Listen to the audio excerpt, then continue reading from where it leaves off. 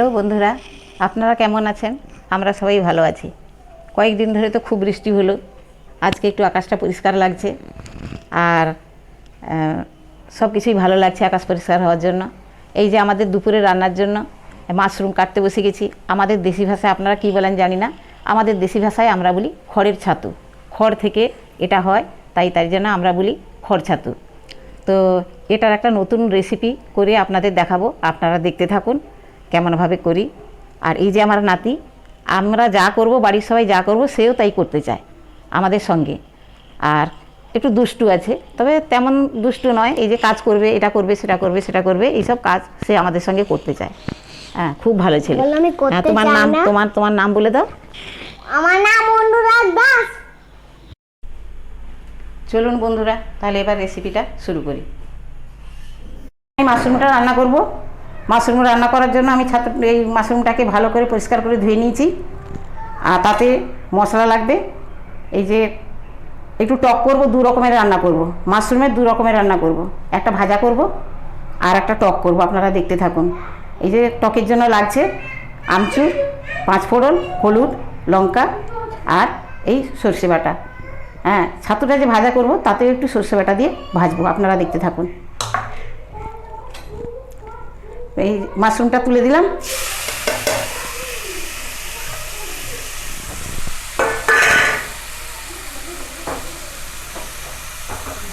নুন দিয়ে দিলাম, হলুদ দিয়ে দিলাম। এবার এটাকে নেড়ে একটু ভাজা ভাজা করে নেব।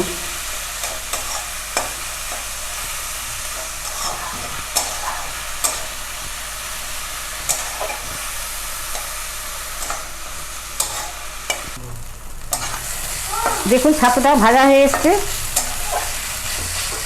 আর এবার ওটা কিছুটা ভাজার জন্য রেখে কিছুটা টক রান্না করার জন্য বার করে রেখে দেবো।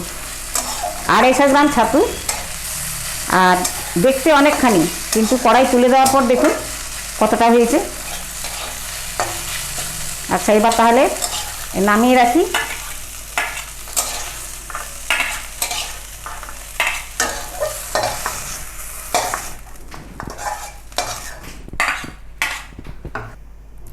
ছাতুটা ভাজার জন্য কড়াতে একটু তেল দিয়ে দিচ্ছি।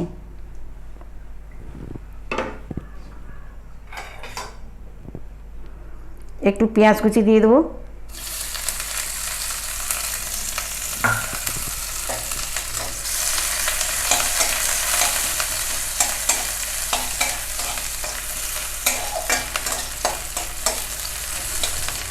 একটু ভাজা ভাজা হয়ে গেলে তারপর ছাতুটা তুলব।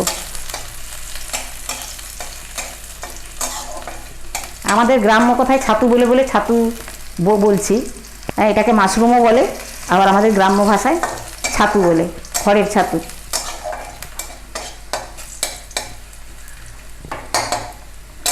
এবার কিছুটা পরিমাণ ভাজার জন্য আমি ছাতু তুলে দিচ্ছি।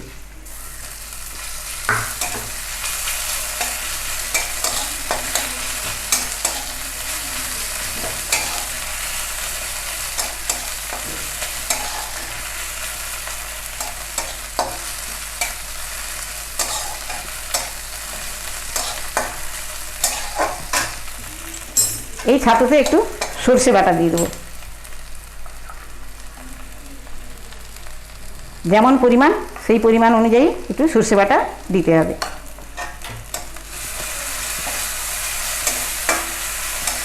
খেতে খুব টেস্টি হয় ছাতু ভাজা। ছাতু বা মাশরুম এইভাবে ভাজলে খুব টেস্টি হয় খেতে, খুব ভালো লাগে খেতে।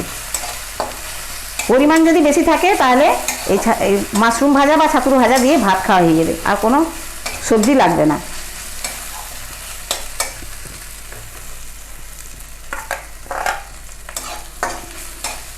মাশরুম বা ছাতু ভাজা হয়ে গেছে, আমি নামিয়ে রাখছি।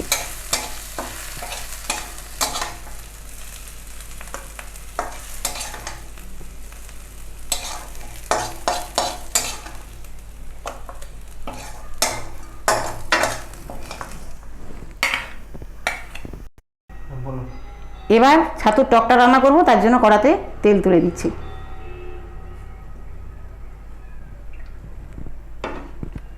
তেলটা গরম হয়ে গেছে, এবার কিছুটা শুকনো লঙ্কা দিয়ে দেবো।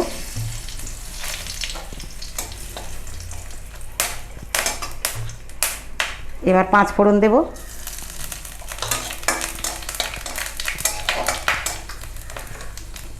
এবার ছাতুটা তুলে দেব।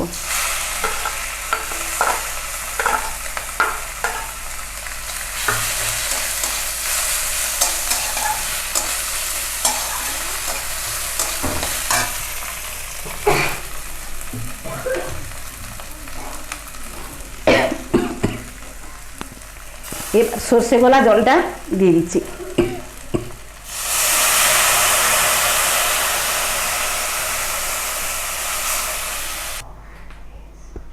সর্ষে বাটা গুলে জলটা দিয়ে দিয়েছি, খোসাটা দিইনি, কেননা খোসাটা আর পেটের খারাপ করে, ওটা না খাওয়াই ভালো।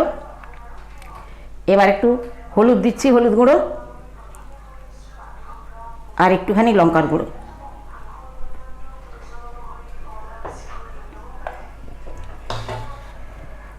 ফুটে উঠলে আমচুর দিয়ে দেবো।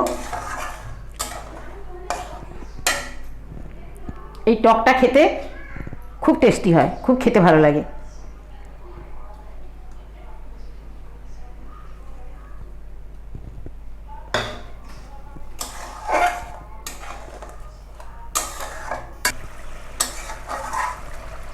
আমার ছাতুটা ফুটে গেছে, হয়ে গেছে রান্নাটা। এবার আমি নামিয়ে নেব। আপনারা করে দেখবেন, ট্রাই করে আপনারা দেখুন। যদি ভালো লাগে আমাদের কমেন্ট করে জানাবেন, লাইক করবেন, শেয়ার করবেন, সাবস্ক্রাইব করবেন। আমি নামিয়ে নিচ্ছি। দেখুন ছাতুর টকটা বা মাশরুমের টকটা কত সুন্দর হয়েছে, কত সুন্দর কালার হয়েছে। আপনারা ট্রাই করবেন, ট্রাই করে কমেন্ট করবেন কেমন হয়েছে, খেয়ে দেখবেন ট্রাই করে। আর এই যে ছাতুটা ভেজেছি, ছাতুর ভাজাটাও আপনারা ট্রাই করে দেখবেন কেমন হয়েছে, কমেন্ট করবেন। যদি ভালো লাগে ট্রাই করে সাবস্ক্রাইব করবেন, শেয়ার করবেন, লাইক করবেন। হ্যাঁ, আমাদের পাশে থাকবেন। এখন তাহলে এই পর্যন্ত।